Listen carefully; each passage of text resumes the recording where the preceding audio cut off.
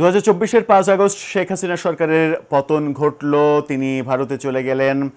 এটা তো আমরা সবাই জানি, কিন্তু তারপরে ওই ঘটনার পরে আমরা শেখ হাসিনার পদত্যাগ নিয়ে অনেক আলোচনা শুনেছি। তিনি পদত্যাগ করেননি, তিনি নিজেও একাধিকবার সেটা দাবি করেছেন, তার নেতাকর্মীরা দাবি করেছে। এই ঘটনাগুলো দেখেছি এবং তারপরে বোমা ফাটানো ঘটনা আমরা দেখেছি। রাষ্ট্রপতি শাহাবুদ্দিন চুপ্পুর বাংলাদেশের অন্যতম প্রথিতযশা সাংবাদিক মতিউর রহমান চৌধুরীর সঙ্গে সাক্ষাৎকারে বলা যে তার পদত্যাগপত্র তিনি পাননি, কিন্তু পূর্বে বলেছিলেন যে পেয়েছেন।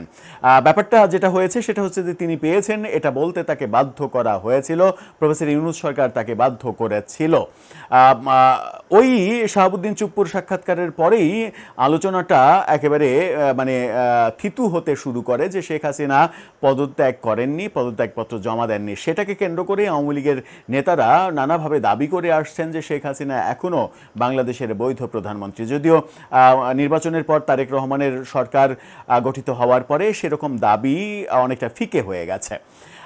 এবার নতুন করে বোমা ফাটিয়েছেন ওই মতিউর রহমান চৌধুরী, মানবজমিনের সম্পাদক, শেখ হাসিনার পদত্যাগপত্র নিয়ে। তিনি যেটা বলছেন সেটা কেউ কেউ বলছেন প্রচণ্ড হাস্যকর ব্যাপার। এই প্রচণ্ড হাস্যকর, তার মতো একজন সিনিয়র সাংবাদিক এই হাস্যকর কথা কেন বলবেন, সেরকম আলোচনাও হচ্ছে এবং ফেসবুকে প্রচণ্ড ট্রল শুরু হয়েছে আজকে বিকেল থেকে। মতিউর রহমান চৌধুরী বলার চেষ্টা করেছেন শেখ হাসিনা পদত্যাগপত্র লিখেছেন, 3 পৃষ্ঠার একটা পদত্যাগপত্র লিখেছেন, কিন্তু সেটা জমা না দিয়ে নিয়ে গেছেন, সাথে করে ভারতে নিয়ে গেছেন। চলুন মতিউর রহমান চৌধুরীর এই ইন্টারেস্টিং কথাটা একটু বুঝে দেখার চেষ্টা করি। শেখ হাসিনা পদত্যাগপত্র না দিয়ে কেন সাথে করে নিয়ে গেলেন, কোন মাধ্যমে নিয়ে গেলেন, কোন জায়গায় করে নিয়ে গেলেন, একটু বোঝার চেষ্টা করবো এই ভিডিওতে। থাকবেন পলিটিক্স টিভির নিয়মিত আয়োজনে।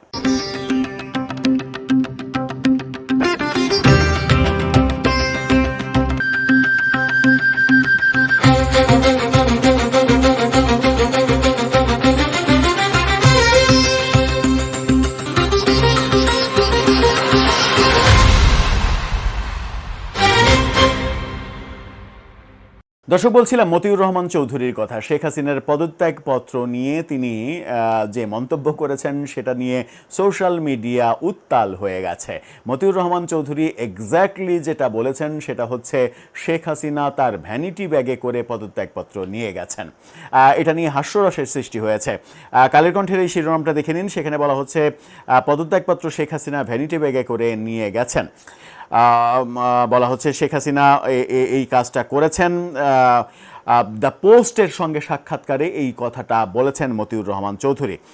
তিনি বলেছেন শেখ হাসিনা পদত্যাগ করতে যেতে চেয়েছিলেন, কিন্তু তিনি পারেননি। তিনি একটি পদত্যাগপত্র লিখেছিলেন 3 পৃষ্ঠার, সেই 3 পৃষ্ঠার কাগজ তিনি জমা দিয়ে যেতে পারেননি, তার ভ্যানিটি ব্যাগে করে সেটা নিয়ে গেছেন এবং সেই ভ্যানিটি ব্যাগটাও তিনি ভুলে গণভবনে থুয়ে রেখে বেরিয়েছিলেন। পরবর্তীতে এক সেনা অফিসারকে দিয়ে সেটা আনিয়ে নিয়েছেন, এমন কথাও তিনি বলেছেন। মতিউর রহমান চৌধুরী বলেছেন বিটিভির একজন স্টাফ, অর্থাৎ শেখ হাসিনার স্টাফ, এটা পদত্যাগপত্র টাইপ করার কথা ছিল, করতে পারেননি, সময় হয়নি। শেখ হাসিনা দেশের জন্য কি কি করেছেন সব লিখে শেষে লিখেছিলেন যে আমি এই কারণে পদত্যাগ করছি, কিন্তু তিনি দিতে পারেননি। কারণ চারিদিকে মানুষজন গণভবনের কাছাকাছি চলে আসছে। তখন আর্মির ওয়াকিটকি থেকে বারবার খবর আসছিল, তারা অর্থাৎ আর্মি সবাই বলছে যে আপনার আর সময় নেই, যেতে হবে। তখন আবার ব্যাগটাও চেয়ারের উপরে রেখে তিনি চলে গেছেন। যখন গাড়িতে উঠবেন ওই সময় আর্মির একজন ব্রিগেডিয়ারকে বলেছেন যে আমার ব্যাগটা নিয়ে আসো।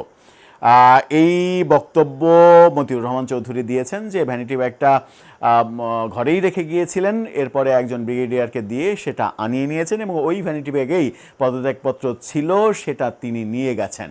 সেই পদত্যাগপত্র কি শেখ হাসিনার হাতে লেখা পদত্যাগপত্র?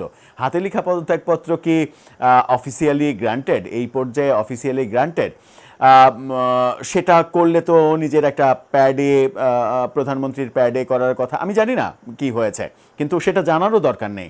মজার ব্যাপার হচ্ছে যে এই যে ভ্যানিটি ব্যাগ তত্ত্ব, এই ভ্যানিটি ব্যাগ তত্ত্ব আমরা এর আগেও শুনেছিলাম, সেই 2004 সালের 21 আগস্ট বঙ্গবন্ধু এভিনিউতে আওয়ামী লীগের সমাবেশে যে গ্রেনেডের হামলা হয়েছিল, সেখানে অনেকেই দাবি করেছিলেন যে শেখ হাসিনা নিজে ভ্যানিটি ব্যাগে করে গ্রেনেড নিয়ে গিয়ে টুক করে ওখানে ছুড়ে দিয়েছেন, ছুড়ে দিয়ে একটা নাটক করেছেন।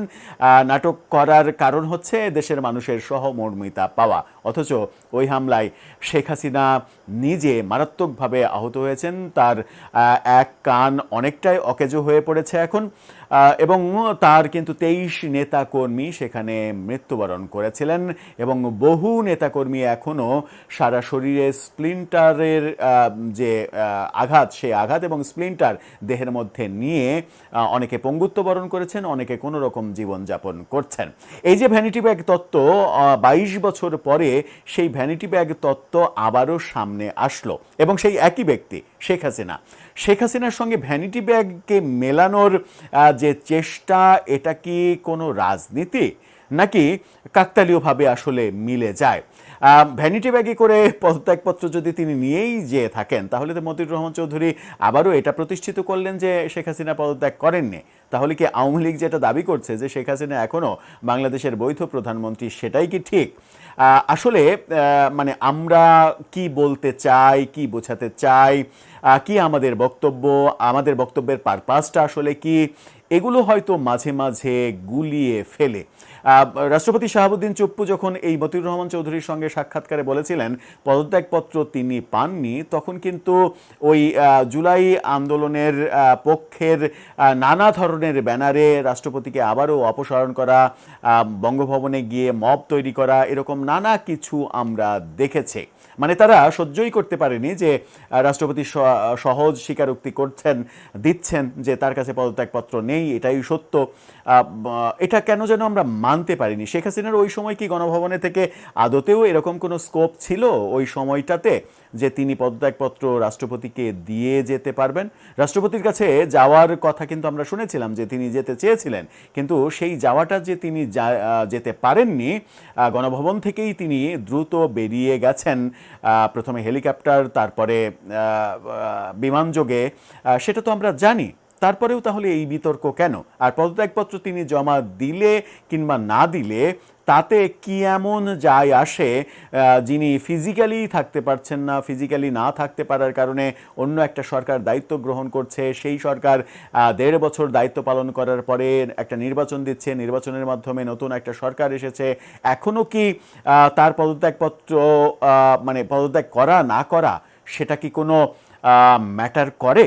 আবার এই পদত্যাগপত্র নিয়ে যখন কথা বলছি, তখন এটা নিয়ে সামাজিক যোগাযোগ মাধ্যমে প্রচণ্ড ট্রল হচ্ছে, এবং সেই ট্রলে অংশগ্রহণ করেছেন গোলাম মাওলা রনিও। গোলাম মাওলা রনির এই পোস্টটা দেখে নিন। সেই কালের কণ্ঠের ফটোকার্ড শেয়ার করে তিনি লিখেছেন, হায় আল্লাহ, এখন কি হবে?